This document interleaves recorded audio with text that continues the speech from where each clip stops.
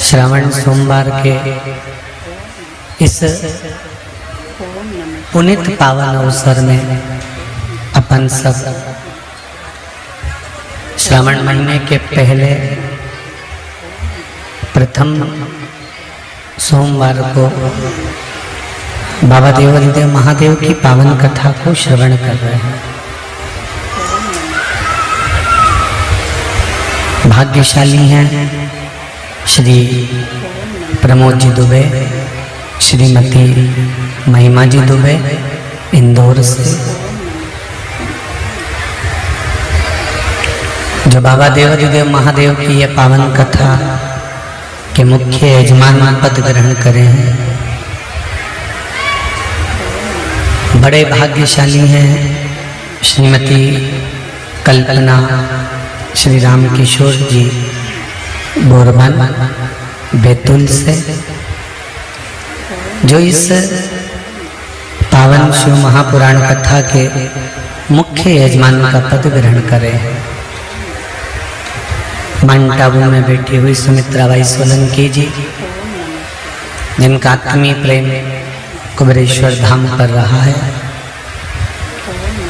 ऐसे ये दोनों जजमान इंदौर और बैतूल के बाबा शिव की कृपा से सावन महीने की श्रावण शिव महापुराण की कथा को करवाकर आप और हमको कृतार्थ किया है। एक बार दोनों जजमानों के लिए जोरदार ताली बजाकर स्वागत। जो बाबा देवादिदेव महादेव के कृपा पात्र हैं, आप सब भी भगवान शिव की कृपा से श्रावण महीने के सोमवार की यह पावन कथा आस्था चैनल पर, फेसबुक, यूट्यूब पर ऑनलाइन श्रवण कर रहे हैं।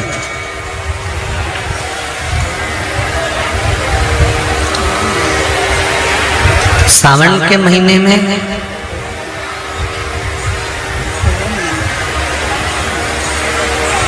जलवृष्टि भी होती है, कीचड़ भी रहता है,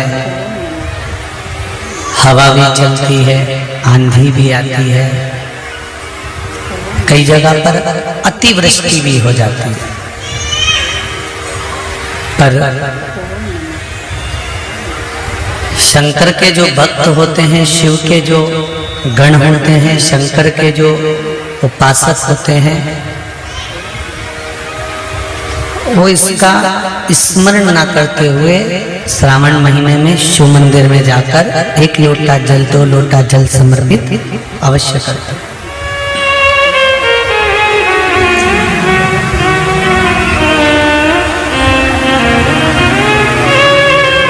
तेरी कृपा बिना न हिले एक भी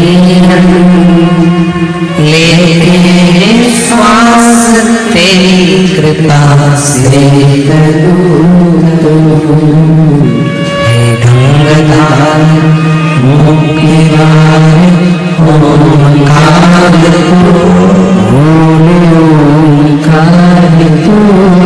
आयो शरण तिहारी शंभो तारे हम जो भाव लेकर भगवान का भजन करते हैं। देखो कितनी कितनी दूर से आप लोग यहाँ पधारे हो। कथा तो ऑनलाइन है, इसके बाद भी अगर आप बाबा के धाम पहुंचे हो, 15 मिनट भी अगर आप यहाँ बैठे हो या 20 मिनट भी आप बैठे हो, तो दिल से शिव महापुराण के कथा को श्रवण करना, जिससे जो आशा लेकर आप यहाँ पधारे हो, बाबा देवादिदेव महादेव आपकी मन की मुराद पूर्ण करके 3 महीने में आपको वापस यहाँ बुला।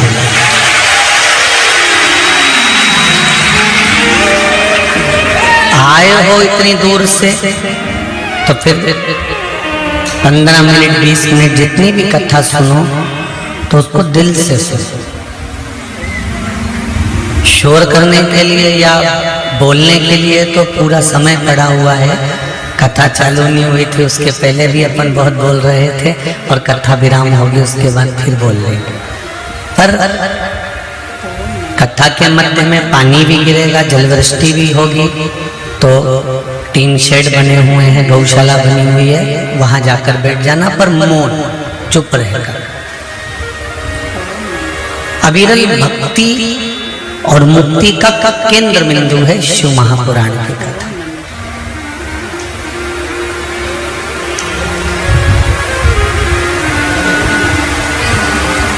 बचपन, जवानी, अधेड़ी और बुढ़ापा,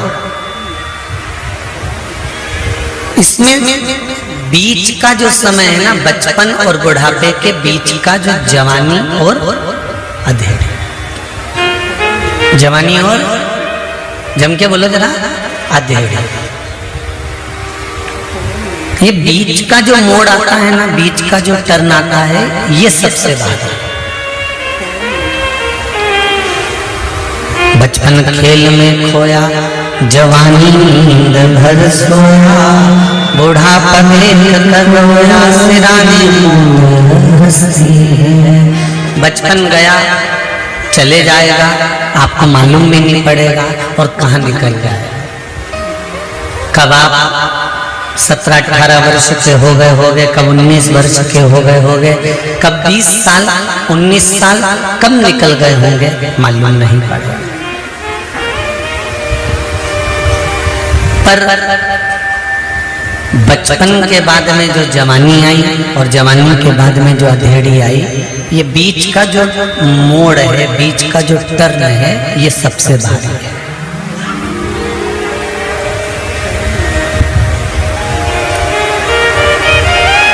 जितनी भी लूटपाट होती है ना, वो कहते हैं ना, हम तो रास्ते से जा रहे थे और बीच में किसी ने हमको लूट लिया। बोलो सही है कि गलत है? हम जा रहे थे और एक मोड़ ऐसा आया, उस मोड़ में बीच में किसी ने गाड़ी अड़ा दी और बीच में हमको लूट लिया।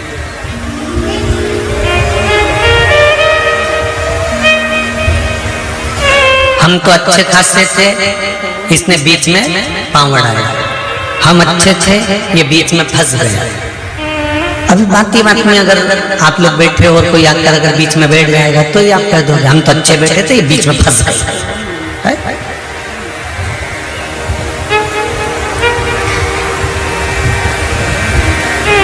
हम तो बढ़िया इंदौर जा रहे थे, भोपाल जा रहे थे, बीच में एक मोड़ आया, वहां बीच में किसी ने गाड़ी रोकी और बीच में हमारी गाड़ी पूरी की पूरी लूट गई।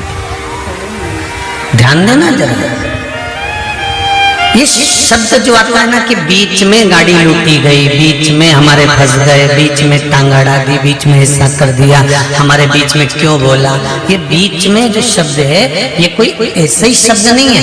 ये बचपन और बुढ़ापे के बीच के जो दो शब्द हैं, जवानी और अधेड़ी, बस ये जो है बीच में, ये हमारी जिंदगी को संवार भी देता है और ये हमारी जिंदगी को बिगाड़ भी देता है। ये बचपन अगर निकल गया, जवानी आ गई, जवानी अगर परमात्मा के चरणों में निकल गई, भगवत स्मरण में निकल गई, अपने नित्य कार्य में निकल गई, अधेड़ी तुम कमाओ, मना नहीं है। कभी भी इस व्यासपीठ से हमने ये नहीं बोला कि तुम तुम्हारी दुकान छोड़ दो, बोला कभी? इतनी कथा तुम लोगों ने सुनी होगी, कभी नहीं कहा कि दुकान छोड़ दो, कभी नहीं कहा कि तुम तुम्हारा व्यापार बंद कर दो, कभी नहीं कहा। इतनी कथाओं में आज तक भी आपसे ये नहीं कहा गया कि तुम कथा सुनने यहाँ आओ, बोला क्या? इतनी कथा करी, उसमें एक ही बात कहा कि अपने घर पे बैठ के सुनो और जब तुम्हारा काम हो जाए तब बाबा को भोग लगाने आओ, पर ये नहीं किया कि कथा सुनने आओ। फिर क्यों आई? वो भी तो समझ में आए। और जजमानों से भी पूछ सकते हो, ये दोनों बैठे हैं दुबे जी और बरवन जी, आप इनसे पूछो, रामकिशोर जी से और ये दुबे जी से, कि इनसे क्या कहा था कि तुम आना, तुम्हारी धर्म पत्नी को लाना, तुम्हारे बच्चों को लाना और ज्यादा से ज्यादा 5-6 लोग। बोला कि नहीं बोला? इससे ज्यादा मत लाना। पर इनका जिसके प्रति दिल होगा, इनका जिसके प्रति भाव होगा, इन्होंने धीरे से फोन लगा के कह दिया होगा, काका जी आ जाना है, बुआ जी आ जाना। उसी तरह हम तो मना कर देते हैं, पर भोलेनाथ जी पर जिसका दिल होगा तो उसको तो ढोल लगा के बोला ही होगा। हमारे कहने से क्या होगा? लगन तुमसे लगा बैठे जो होगा देखा जाएगा, और तुम्हें अपना बना बैठे जो होगा देखा जाएगा। दिल उससे लगा।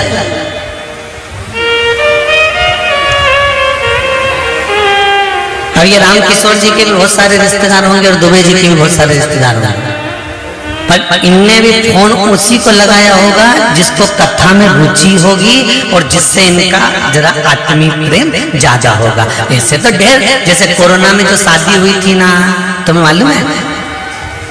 तुम्हें ही नहीं बुलाया होगा। कोरोना में जो शादी हुई उस शादी में 50 लोगों को बुलाना था, और 50 में जो गिनती में थे बिल्कुल वीआईपी ने खास उन्हीं को बुलाया गया।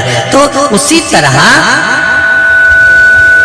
देवाधिदेव महादेव यदि आपको उज्जैनी बुला रहा है, काशी बुला रहा है, कुबेरेश्वर धाम बुला रहा है, तो ये उसकी मर्जी है, इसमें किसी की मर्जी नहीं चल सकती। ये उसका मन, ये उसका स्मरण। तो बीच का जो समय है, बचपन गया जाने दो, जवानी मत बिगड़ने देना, अधेड़ी मत बिगड़ने देना, और बुढ़ापा तो जैसा जाएगा ये अपने को भी नहीं मालूम है महाराज, अपने को। बचपन खेल में खोया, जवानी नींद भर सोया, बुढ़ापा देख कर रोया, सिरा मौत हंसी है। अपने बीच का जो समय है, हम बिल्कुल मना नहीं करते कि आप दुकान मत जाओ या व्यापार मत करो या व्यवसाय मत करो। शिव महापुराण की कथा में भगवान शंकर ने बारंबार कहा है, पार्वती जो मनुष्य अपने कर्म को करता है और कर्म की ओर आगे बढ़ता चले जाता है, जैसे नंदी मुझे देखता रहता है और अपने कर्म में लगा रहता है, जो व्यक्ति अपने लक्ष्य को निश्चित कर कर चलता है और अपना कर्म करता रहता है, पार्वती उसको मंजिल तक पहुंचाने की जवाबदारी मेरी होती है, फिर उसको मंजिल में दे देते हैं। गीता में भी भगवान कृष्ण ने कहा कि कर्म प्रधान है, तुम कर्म करिए।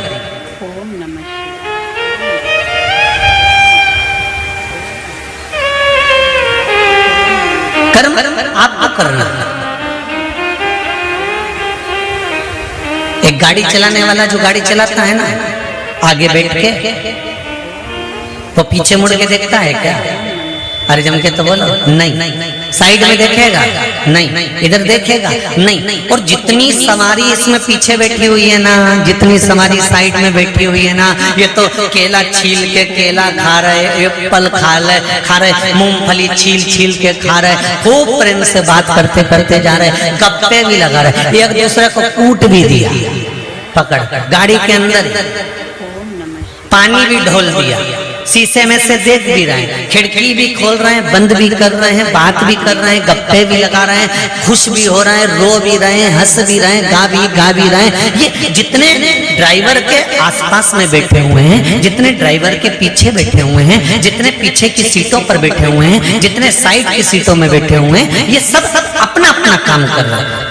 अब ये मैसेज भी कर रहे हैं, ये मोबाइल भी चला रहे हैं, और ड्राइवर क्या कर रहा है? गाड़ी चला रहा है। अगर ड्राइवर मैसेज करेगा तो तुम मंजिल तक पहुंचोगे क्या? ड्राइवर मोबाइल चलाएगा तो मंजिल तक पहुंचोगे क्या? नहीं। ड्राइवर अगर बातें करेगा, गप्पे लगाएगा, इधर उधर देखेगा, तो मंजिल तक तो नहीं पहुंचोगे ना, वो यम के पास जरूर पहुंच जाओगे।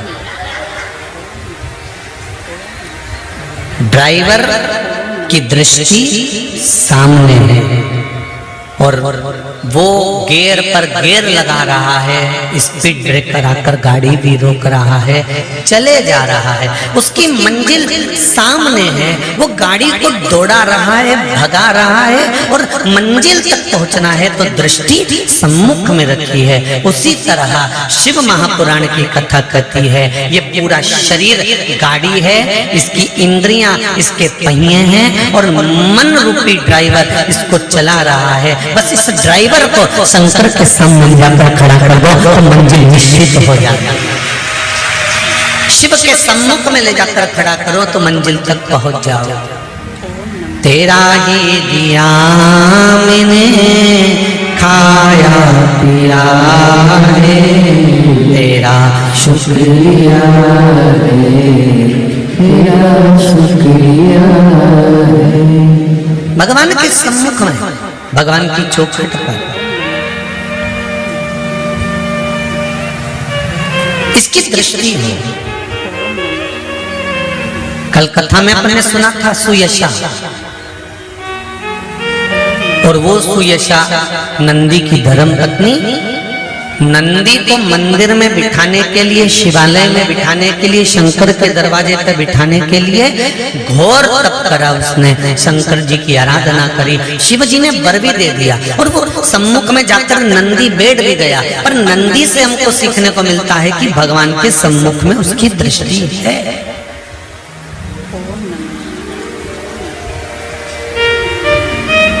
मैंने सारे नजारे देख लिए, एक तेरा नजारा मेरी नाव किनारे लगे ना लगे, मेरी नाव किनारे लगे ना लगे, तेरे दर का किनारा काफी है, तेरे दर का किनारा काफी है। महाराज फिर द्वार मिले ना मिले, पर तेरा जो द्वारा है वो निश्चित निश्चित,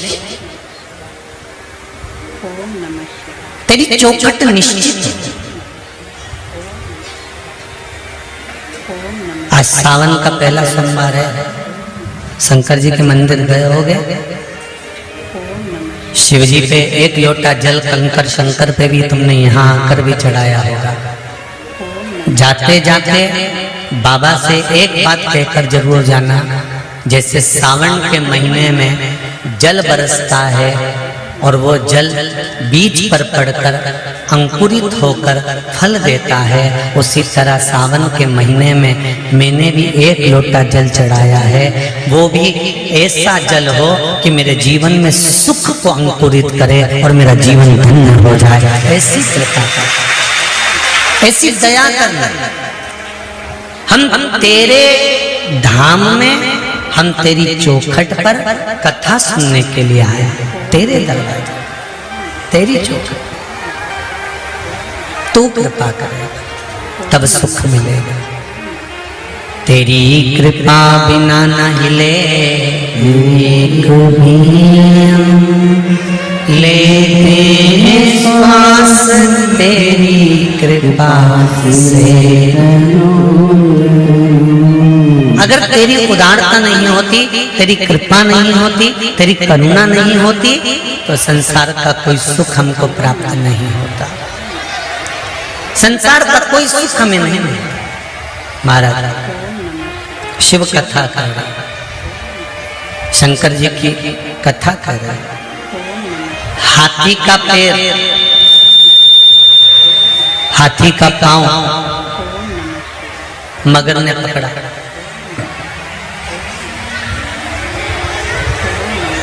और जितने भी लोग पीछे खड़े हैं उनसे निवेदन है, आप लोग टीन शेड में चले जाओ। यहाँ से जितने भी लोग खड़े हुए हैं पानी में गीले नहीं हो, या शेड में जाकर बैठ जाओ, आराम से वहां बैठकर कथा सुनो। हाथी का पांव मगर ने पकड़ लिया, और हाथी का पांव जब मगर ने पकड़ा, हाथी का पैर जब मगर ने पकड़ा, उस पैर को पकड़कर मगर खींचता खींचता खींचता खींचता हाथी को लेकर पानी के अंदर जाने लगा। हाथी को खींचकर मगर हाथी को पानी के अंदर ले जाने लगा। जब पानी के अंदर मगर हाथी को खींच कर ले जाने लगा। पूरा परिवार हाथी के साथ था, पूरा परिवार था। और संपूर्ण परिवार, पूरा की पूरा परिवार हाथी के संग है, पूरा के पूरा परिवार हाथी के साथ है। पर हाथी का पांव छुड़ाने वाला कोई था क्या? नहीं। तब हाथी ने क्या करा? अनंत समय प्रभु आना, वचन दिया तो निभाना पड़ेगा।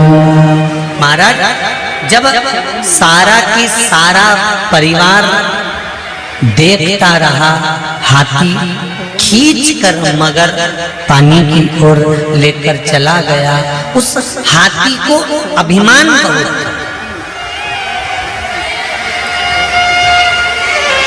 बहुत था, उस हाथी को अहंकार बहुत। और हाथी को अहंकार किस चीज का था?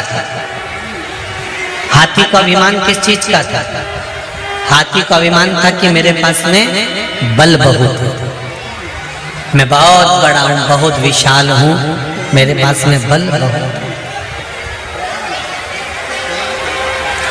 हाथी को अभिमान इस चीज का था कि मेरे पास में बल बड़ा है,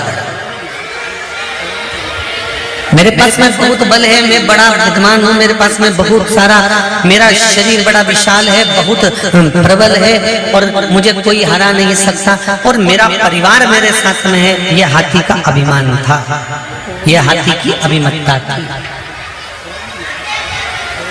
यह हाथी का अहंकार था।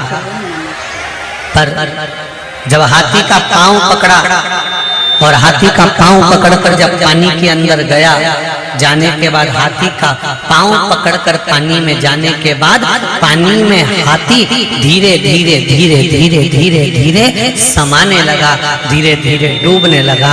तब हाथी का पूरा शरीर पानी के अंदर चले गया। केवल हाथी की सूंड हाथी ने ऊपर कर ली और उससे श्वास ले रहा था, वो भी धीरे धीरे धीरे धीरे पानी में जाता जा रहा था, थोड़ा सा ही बचा था।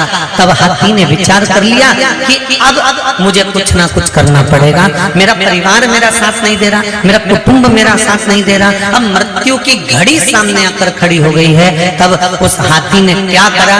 तब परमात्मा को पुकारना प्रारंभ, तब उस भगवान को बुलाया, तब उसको कि भरोसे थारे चाले भोले जी,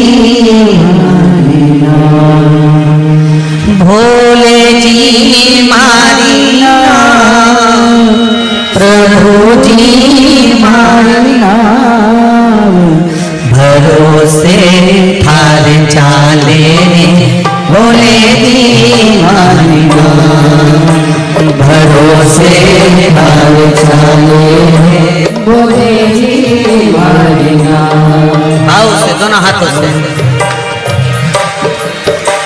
भोले जी मारे नाम, शंभो जी मारे नाम, भोले जी मारे नाम, शंभो जी मारे नाम, भरोसे थार चाले प्रभु जी मारे नाम, भरोसे थार चाले भोले जी मारे नाम। जय हो।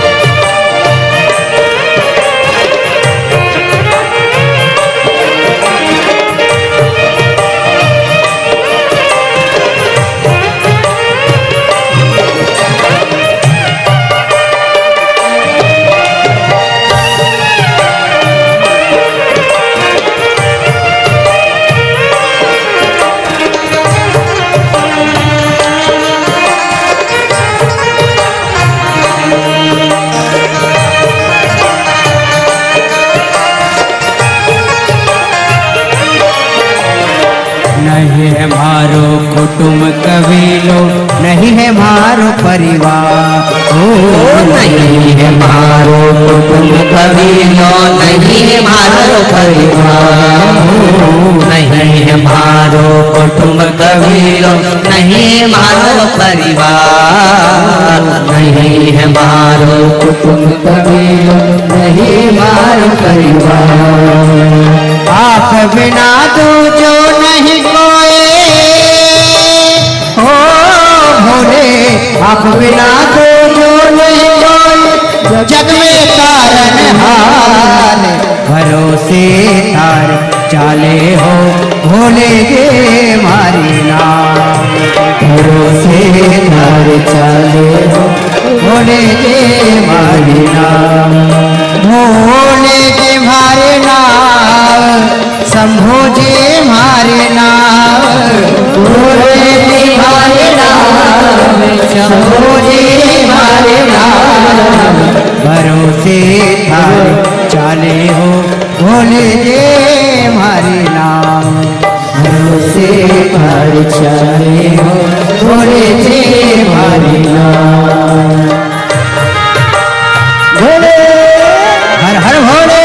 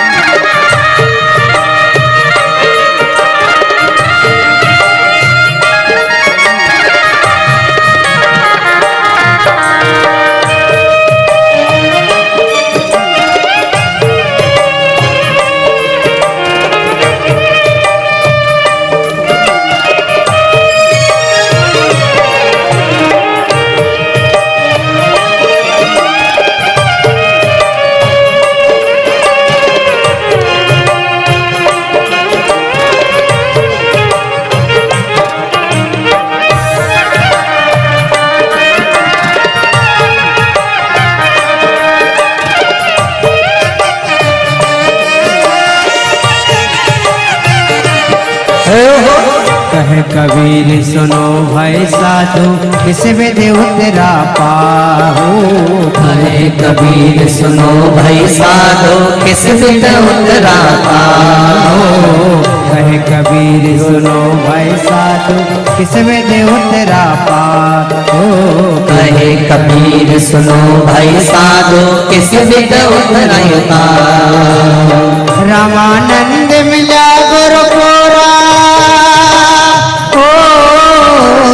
रामानंद मिला गुरु कोरा बेड़ा कर दिया पार। भरोसे थारे चाले रे भोले जी मारी नाम। भरोसे थारे चाले रे भोले जी मारी नाम। भोले जी मारे नाम शंभो जी मारे नाम। भोले जी मारे नाम शंभो जी मारे नाम। भरोसे थारे चाले रे भोले जी मारी नाम। भरोसे थारे चाले रे भोले जी मारी नाम। भरोसे थारे चाले रे भोले जी मारी नाम। भरोसे थारे चाले रे भोले जी मारी नाम। भरोसे थारे चाले रे भोले जी मारी नाम। भरोसे थारे चाले रे भोले जी मारी नाम। भगवान शिव की कथा कर रही है कि हम शंकर के भरोसे पर हैं। हम शिव के आश्रित हैं। महाराज श्री शिवा नमस्तो। श्री शिवा नमस्तो। श्री शिवा नमस्तो। श्री शिवा नमस्तो। भोला सब दुख काटो हमारा, ओ भोला सब दुख काटो हमारा। शिव शंकर जपो तेरी माला, भोले बाबा जपो तेरी माला, भोला सब दुख काटो हमारा, ओ भोला सब दुख काटो हमारा। कहा सुयशा ने जो मांगा था नंदी के लिए, वो सुयशा को मिल गया। देखिए, शिव महापुराण की कथा कहती है, कल कथा में कहा था ध्यान लगाना और प्रार्थना करना, दोनों में एक भारी अंतर है। ध्यान लगाने में भगवान से डोरी बंध रही कि नहीं बंध रही पता नहीं है, पर प्रार्थना करने में दिल की बात हम देवाधिदेव महादेव से कह देते हैं, हृदय की बात। जवानी और अधेड़ी,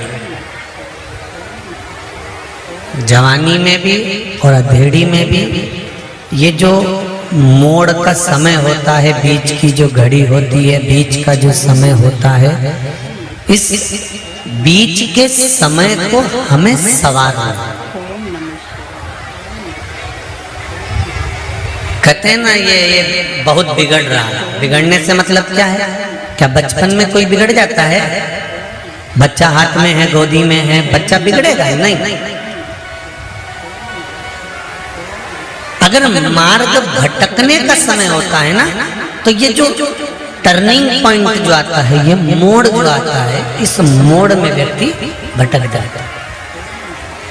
और सरल भाषा में समझ लीजिए, आप लोग गाड़ी से आए होंगे तो कहीं कहीं पर लिखा होता है अंधा मोड़। बोलो पढ़ा है कि नहीं पढ़ा? किस किस ने पढ़ा? जरा हाथ उठाओ। पढ़ा है ना सबने? क्या लिखा होता है? अंधा मोड़। अंधा मोड़ का मतलब है कि जब मोड़ आएगा तब व्यक्ति को दिखाई नहीं देगा। एक मोड़ तो ये आ गया कि मोड़ आए तो सावधानी रखो, मोड़ आए तो धीरे चलाओ। एक मोड़ हमारे यहाँ छोरा छोरी को भी बांधा जाता है। कब? अरे बोलो जम के जगह, शादी में सिर पे मोड़ बांधते कि नहीं बांधते? तो मोड़ क्यों बांधा जाता है? मोड़ बांधने का कारण क्या है? क्योंकि गाड़ी चलाने वाले के लिए भी कहा जाता है कि मोड़ पर थोड़ा ध्यान रखना। अभी तक तुम्हें घर का ध्यान नहीं था, अभी तक तुम्हें परिवार का ध्यान नहीं था, अभी तक तुम्हें कुटुंब कबीले का ध्यान नहीं था। अब तुम्हारे सिर पर जब से मोड़ बंध गया, तब से तुम्हारी जिंदगी का भी टर्न पॉइंट आ गया। अब मोड़ तुम्हारे सिर पर आकर खड़ा हो गया है, इसलिए परिवार का ध्यान रखना अब तुम्हारी जवाबदारी। अब माता पिता की जवाबदारी खत्म हो गई जी। कब से?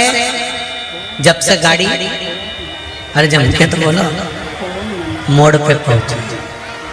जब से तुम्हारे सिर पर मोड़ रखाया, जब से तुम्हारे सिर पर मोड़ रखाया, तब से वो तुम्हारा टर्निंग पॉइंट, तुम्हारा गाड़ी का मोड़।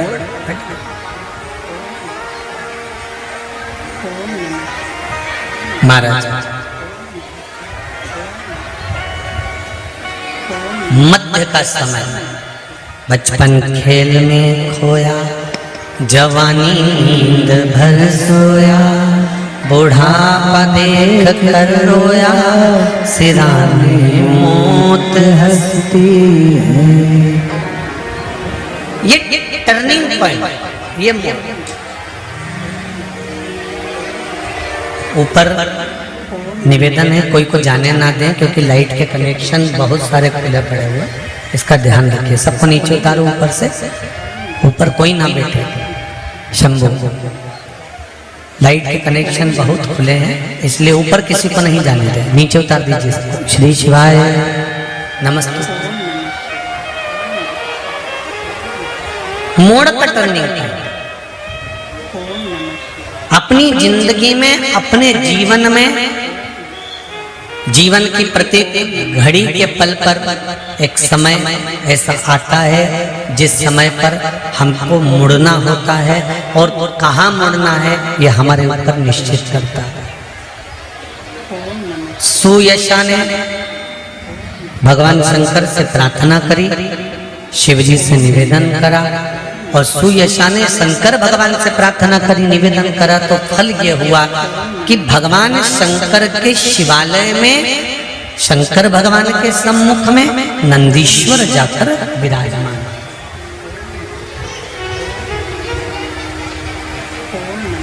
देखिए,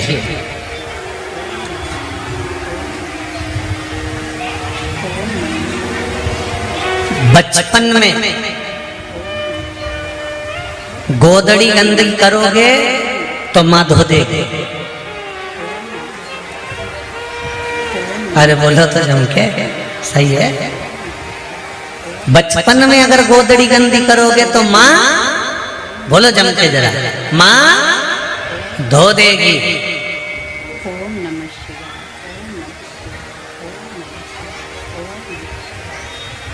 पर जवानी में, अधेड़ी में अगर ये गोदड़ी गंदी करोगे तो इसको कोई दूसरा नहीं धोएगा, धोना तुमको ही पड़ेगा, और वो कर्म के भोग कर धोना।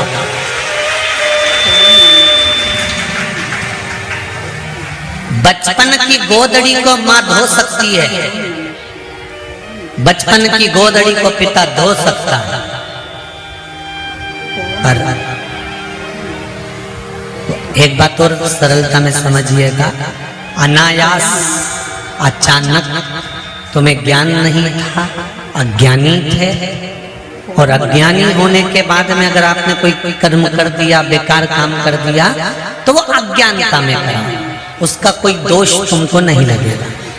पर मालूम पड़ने के बाद अगर आप कुछ गलत कर्म करते हो तो उसका तो दोष लगेगा ना, उसका तो दोष मान्य होगा।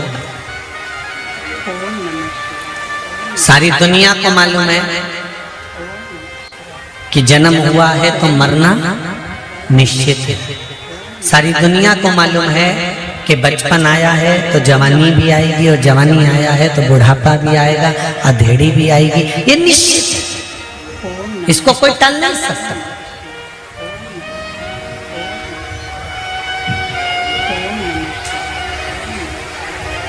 सारी दुनिया को मालूम है कि बचपन आया है तो जवानी भी आएगी, जवानी आई है तो अधेड़ी भी आएगी, अधेड़ी आई है तो बुढ़ापा भी आएगा। प्रत्येक संसार में जन्म लेने वाले मनुष्य को, बच्चे से बच्चा, छोटे से छोटा व्यक्ति को भी ये ज्ञान है कि एक ना एक दिन मरना है, पर किसी को ये मालूम है कि कब मरना है।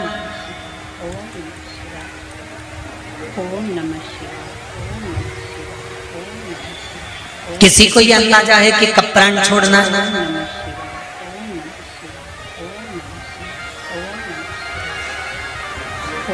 दक्ष प्रजापति के यहाँ जब 60 कन्याओं का जन्म हो गया, तब दक्ष प्रजापति ने माँ जगदम्बा से, माँ देवी से, भवानी से विनती करी, और विनती कर कर कहा, माँ मेरे घर में एक बेटी का जन्म और हो जाए।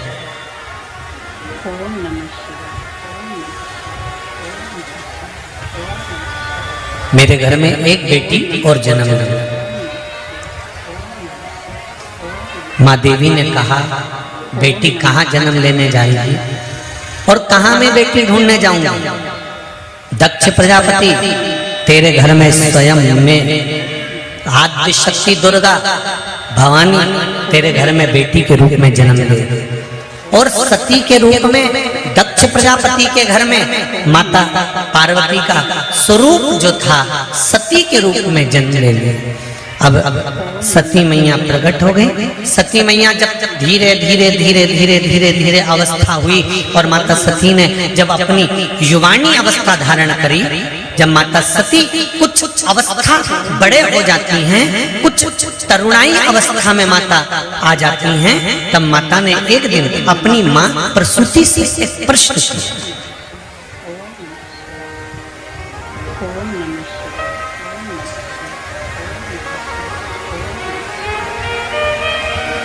अपनी माता प्रसूति से एक प्रश्न किया और माता प्रसूति से कहा, मां मेरे मन का एक संशय है। माता प्रसूति ने सती से पूछा, वो संशय कौन सा है, बता तू क्या संशय तेरे मन में।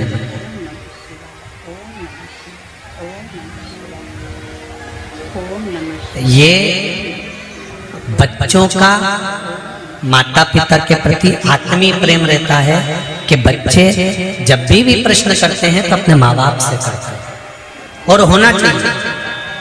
और प्रत्येक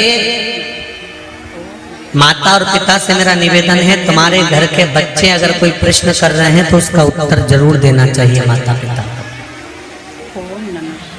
क्योंकि माता और पिता गुरु का एक स्वरूप होते हैं।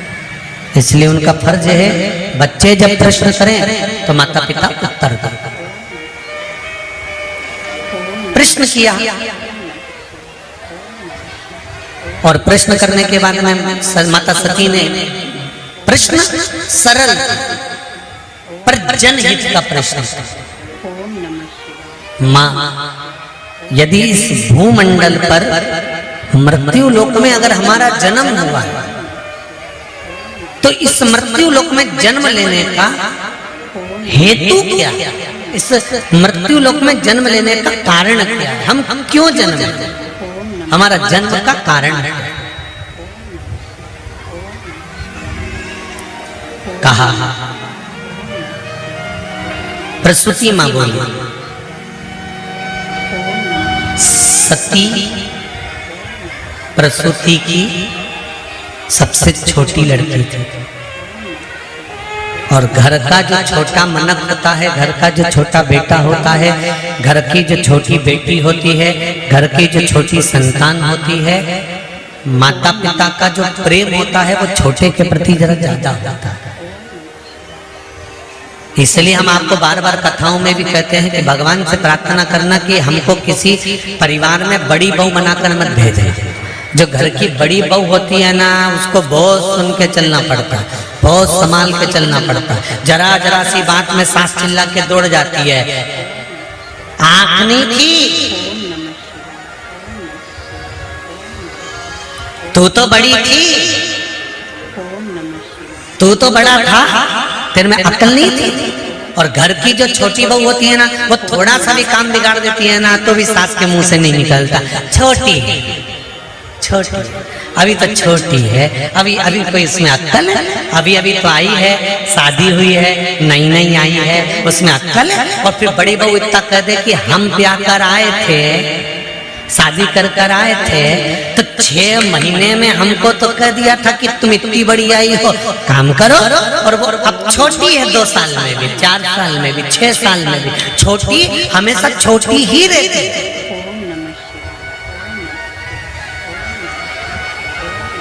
छोटी हमेशा छोटी है और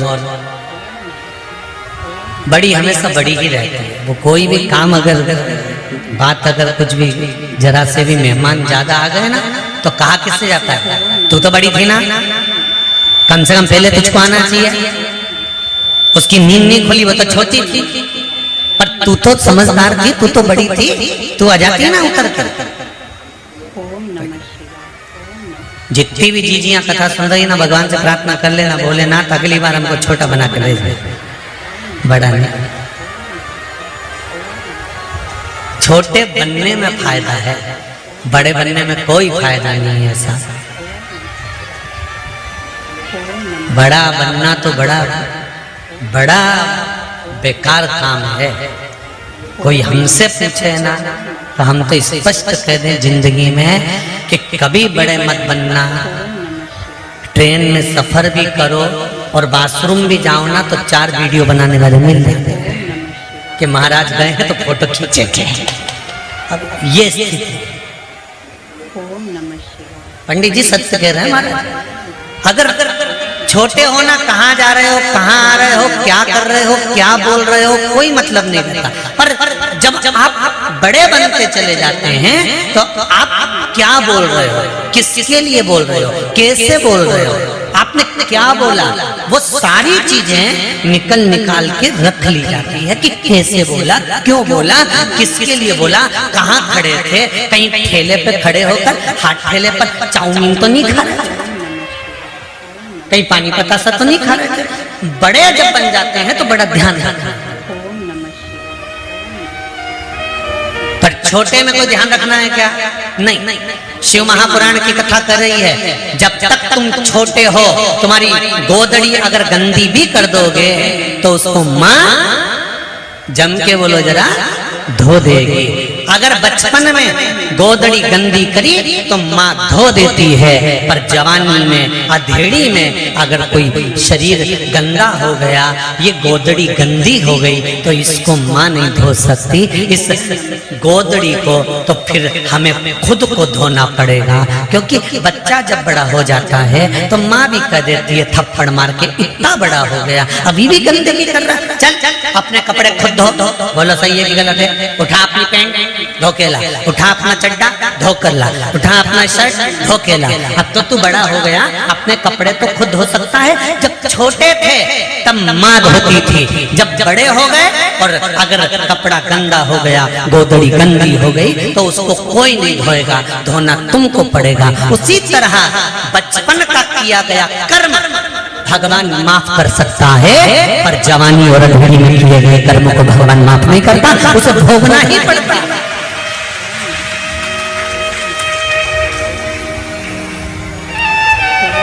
जवानी और अधेड़ी में किए गए कर्म को कोई दूसरा नहीं भोगेगा, भोगना अपने को पड़ेगा। इसलिए बार बार कहते हैं मत बुरे कर्म कर वरना पछताएगा, भगवान की आँखों से तो बच नहीं पाएगा, तो बच नहीं पाएगा। अरे ओ अज्ञानी मत करना दानी, अरे ओ अज्ञानी मत करना दानी। तेरे कर्म का फल भी तू ही पाएगा, जैसा किया तूने तेरे आगे आएगा। मत बुरे कर्म कर बंदे, मत बुरे कर्म कर बंदे, वरना पछताएगा, भगवान की आँखों से तू बच नहीं पाएगा, तू बच नहीं पाएगा। बड़ा मुश्किल है,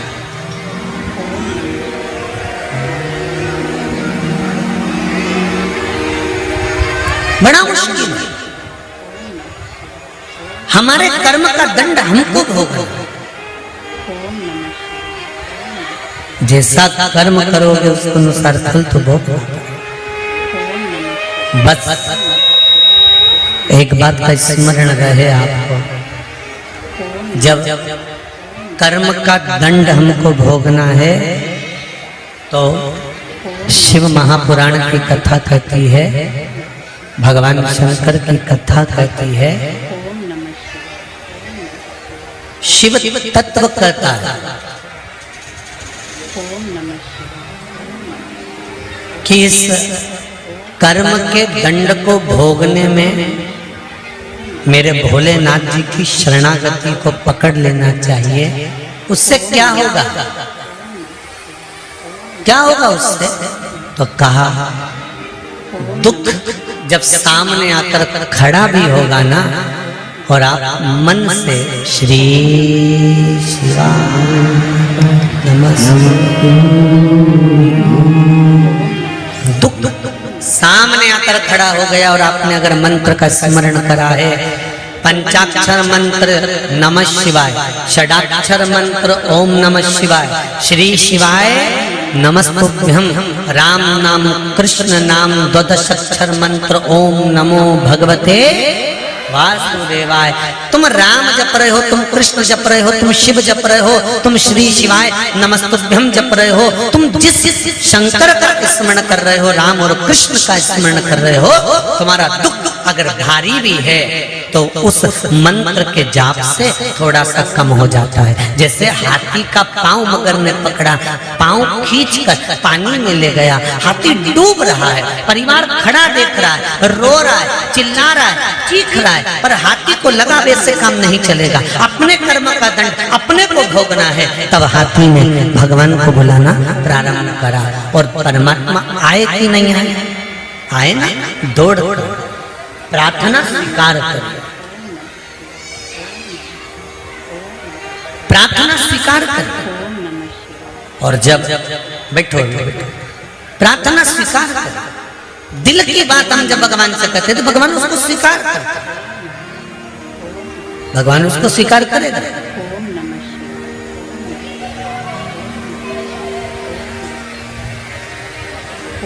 आज एक कोई इंदौर से बहन आई थी, कह रही थी गुरुजी कई सालों से लगभग 6 या 8 साल हो गए थे, संतान नहीं थी। बाबा ने बड़ी कृपा करी, मैं बड़ी दुखी थी, लोग मुझे ताने बहुत देते थे, बहुत ताने देते थे।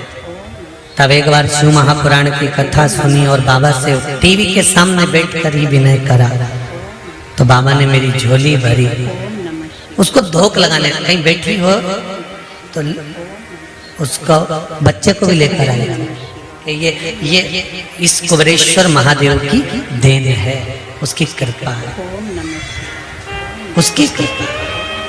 एक पत्र आया है, बड़ा सुंदर है, वो भी देखिए।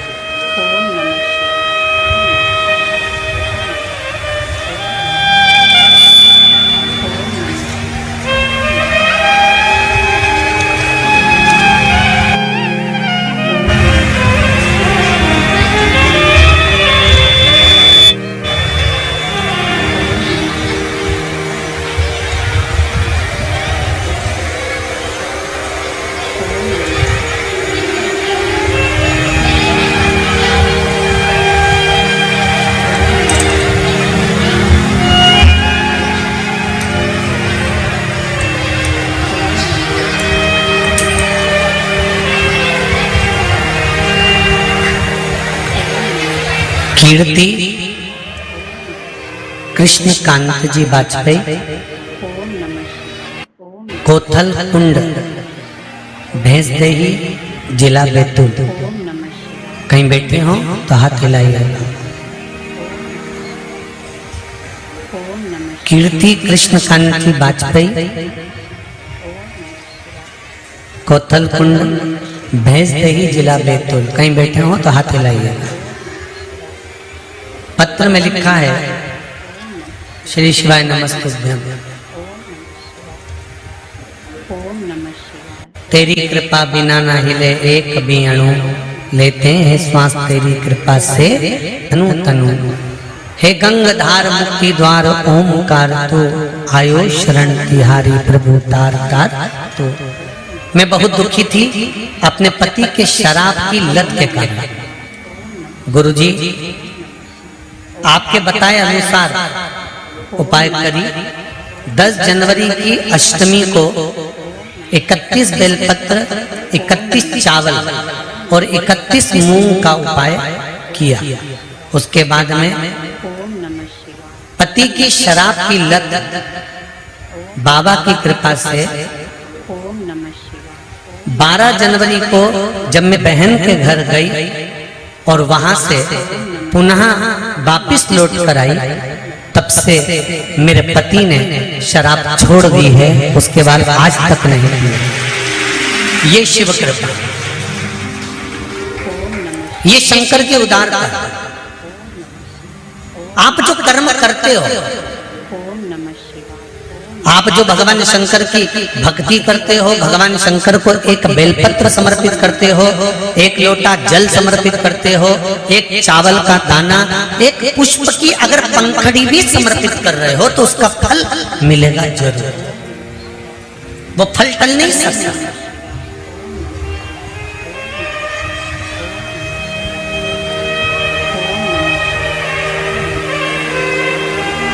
छब्बीस जुलाई को श्रावण महीने की क्या है, शिवरात्रि। शाम को 7 बजे से लेकर 8 बजे तक ऑनलाइन शिव महापुराण की कथा के अनुसार भगवान शंकर का शिवलिंग का अभिषेक करेंगे। आपके नगर में ब्राह्मण जन हो, आपके पहचान वाले हो, तो उनको भी उस अभिषेक में शामिल करें। पार्थिव शिवलिंग का निर्माण करें। ब्राह्मण श्वेत मिट्टी का बनाए, वैश्य पीली मिट्टी का शिवलिंग बनाए, क्षत्रिय लाल मिट्टी का शिवलिंग बनाए, शूद्र काली मिट्टी का शिवलिंग बनाए। अगर मिट्टी नहीं मिलती है तो तुम्हारे गमले में जो भी मिट्टी हो, वो जिस कलर की हो, उस कलर का शिवलिंग का निर्माण करो। और शिव की अर्चना, शिव की आराधना अवश्य है।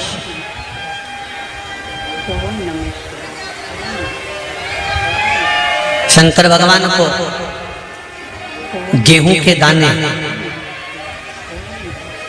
21, कमलगट्टे 5, चावल के दाने, आखा चावल, आखा चावल जानते हो आप लोग, पूरा पूरा चावल 108, काली मिर्च 21, काली तिल 1 चुटकी, धतूरा 1, बेलपत्र 7 पत्ते, 7 नग, शमी के पत्र 7, पुष्प फूल और गुलाब के फूल मिल जाएं तो 7 नग। पुष्प फूल मिल जाएं, अगर गुलाब का लाल फूल मिल जाए तो ठीक, नहीं मिले तो गुलाब का फूल मिले तो उसकी पंखड़ी भी निकाल सकते, पर थोड़ा सा कलर लाल होना चाहिए। हम सफेद फूल का इसलिए मना कर देते हैं क्योंकि जिस समय पर ब्रह्मा जी शिवलिंग का छोर का पता करने गए थे, उस समय पर केतकी के फूल को साथ में लेकर आ गए थे। किसी के स्मरण में ना रहे और वो भूल से केतकी का फूल उठा लाया और अभिषेक में चढ़ा दिया तो दोष तो उसको भी लगेगा। इसलिए हम सफेद फूल का वर्णन नहीं करते। हम कहते कि लाल फूल एक छोटा सा चढ़ा दो, उसकी पंखड़ी निकाल कर साथ चढ़ा दो, पर चढ़ाए लाल। हाँ, अगर केतकी को पहचानते हो तो फिर सफेद भी चढ़ा सकते हो, पर केतकी का मत चढ़ा। मारा गुलाब का पुष्प 7 और अभिषेक की सामग्री दूध, दही, शहद, घी, शक्कर, इत्र, चंदन, 3 गोल सुपारी। गोल सुपारी एक गणेश जी, एक गोरा जी बनाने के लिए, एक संकल्प छोड़ने के लिए। हरोली चावल, मोली, कपूर, 2 घी के दीप, 1 दिया पूजन के समय पर प्रज्वलित करने के लिए, 1 दीप से भगवान की आरती करना। जनेऊ, काली मिट्टी या पीली मिट्टी या लाल मिट्टी या सफेद मिट्टी शिवलिंग का निर्माण करना। जिस समय 7 बजे हम लोग अभिषेक करने बैठे 26 तारीख को, उससे पहले शिवलिंग का निर्माण थाली के अंदर करके रख। और किस भाव से करना? जिस भाव से माता सती ने और माता पार्वती ने शंकर भगवान को अपना बनाने के लिए, अपनी कार्य सिद्धि के लिए, नंदीश्वर की धर्मपत्नी सुयशा ने भी जो शिवरात्रि का स्मरण करा है सावन महीने की, भगवान शंकर की बहुएं बल्ली देवी और देवसेना ने भी श्रावण महीने की शिवरात्रि का स्मरण करा है। भगवान श्री गणेश जी महाराज की धर्मपत्नी रिद्धि और सिद्धि ने भी श्रावण महीने की शिवरात्रि की पूजन करी है। ओम नमः शिवाय। माता पार्वती और माता सती ने भी श्रावण महीने की पूजन आराधना करी है। माता गंगा ने भी श्रावण महीने की पूजन आराधना करी है। तो क्यों नहीं हम श्रावण महीने की शिवरात्रि का स्मरण करें और अपने मन की कामना के लिए बाबा से विनय कर कर, बाबा से विनती कर कर उस सुख को पाएं। भगवान से ओम नमः शिवाय। सती मैया तरुणी अवस्था में ओम नमः शिवाय। अपनी माता से प्रश्न करती है और माता उत्तर पर उत्तर देते हैं। ओम नमः शिवाय। माँ माता सती ने एक प्रश्न और करा, माँ इस शरीर का अंत कब का है? प्रसूति का उत्तर है। ओम नमः शिवाय। प्रसूति का उत्तर, इस शरीर का अंत कब है? तो माता प्रसूति ने कहा, जन्म का समय निश्चित हो सकता है पर मृत्यु का कोई समय निश्चित नहीं हो सकता। माँ ओम नमः शिवाय। माँ कहती है, सुनो पुत्री, ओम नमः जैसे एक आज के बच्चों को और पहले के समय में, ओम नमः शिवाय। आज के समय में जो पेन आता है ना, ये प्लास्टिक से ढका होता है। इसके अंदर कितनी शाई है ये हमको नहीं दिखती। दिखती है क्या? नहीं। पर पहले के समय में जो पेन आता था, उस पेन में कितनी शाई होती थी, कितनी कम हो जाती थी, वो हमको दिखती थी। तो लिखने वाला जब परीक्षा हॉल में लिखने बैठता था ना, तो अंदाजे से पेन लेकर जाता था कि मेरा ये पेन यहाँ खत्म होने वाला है। तो देख लिया उसने, इतनी सी शाई बची है, लिखना चालू करा, फिर देखा शाई थोड़ी सी बची है, फिर देखा शाई थोड़ी सी बची है। पहले के समय में दुनिया के लोगों को मालूम था कि बचपन जाएगा, जवानी आएगी, जवानी जाएगी, अधेड़ी आएगी, अधेड़ी जाएगी, बुढ़ापा आएगा। पहले के समय में लोगों को मालूम था कि ये 100 साल जिएगा और 100 साल के बाद मरेगा। पहले के समय के लोगों को मालूम था कि शाही कितनी रह गई,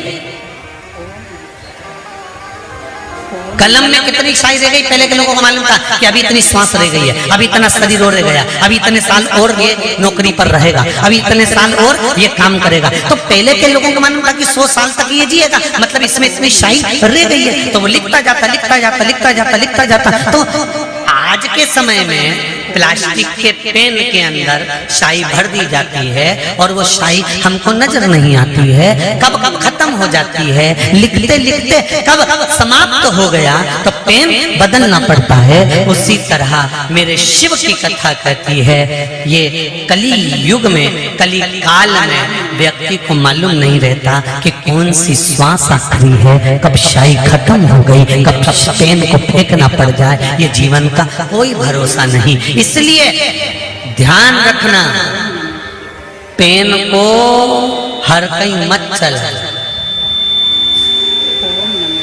आप सब माताएं बड़ी बड़ी चतुर चतुर बैठी हैं, आपका बच्चा अगर ABCD लिखे या आ बा का दा लिखे तो तुम खुश होती हो कि नहीं होती? अरे बोलो तो जम के होती हो ना। बच्चा काम की चीज लिख रहा है और बच्चा पेन उठा के कॉपी को, अरे बोलो तो जम के, गोदे जाए, गोदे जाए, गोदे जाए, बेमतलब का चलाए जाए, चलाए जाए, चलाए जाए। तो तुम क्या करोगी? पागल हो गया, चल चल पेन दे। पूरी कॉपी बेकार कर दी, पूरी कॉपी बेकार कर दी, चलो पेन छोड़ो। समझदार माँ शाई खत्म नहीं होने देती और कॉपी का पेज गंदा नहीं होने देती, खराब नहीं होने देती। इसलिए बच्चे को कहती आ लिख, बा लिख, ए लिख, बी लिख, सी लिख, मना नहीं है, पर कॉपी को यूं ही बर्बाद करेगा तो माँ बर्बाद नहीं होने देगी। उसी तरह संत भी ऐसे ही होते हैं। जब हम अपनी जिंदगी बचपन, जवानी, अधेड़ी, बुढ़ापा यूं ही गोद गोद के बर्बाद करना चालू कर देते हैं, खाने में, पीने में, सोने में बर्बाद करने लगते हैं, घूमने फिरने में बर्बाद करने लगते हैं, तो कोई सतगुरु आता है जो तुम्हारा हाथ पकड़ कर कहता है इसको बर्बाद मत करो, हाथ में एक माला पकड़ो, शंकर का गुणगान करो, भगवान की अविरल भक्ति में डूबो, तो ये जिंदगी सार्थक होगी। संत भी तुम्हें बेकार होने से रोक देते, सतगुरु भी तुम्हें बेकार होने से रोक देते। अकाल मृत्यु भोमरे जो काम करे चंडाल का, काल उसका क्या बिगाड़े जो भक्त हो महाकाल का। शिव की आराधना करो, राम की आराधना करो, कृष्ण की आराधना करो, भगवान की आराधना करो, भगवान की अविरल भक्ति में डूबो। बचपन गया जाने दो, जवानी गई जाने दो, अधेड़ी गई जाने दो, और बुढ़ापा मत बिगड़ने देना। अगर बुढ़ापा बिगड़ गया तो जिंदगी नरक पड़ जाएगी। इसलिए थोड़ा सा जीवन को संवारने का प्रयास करो।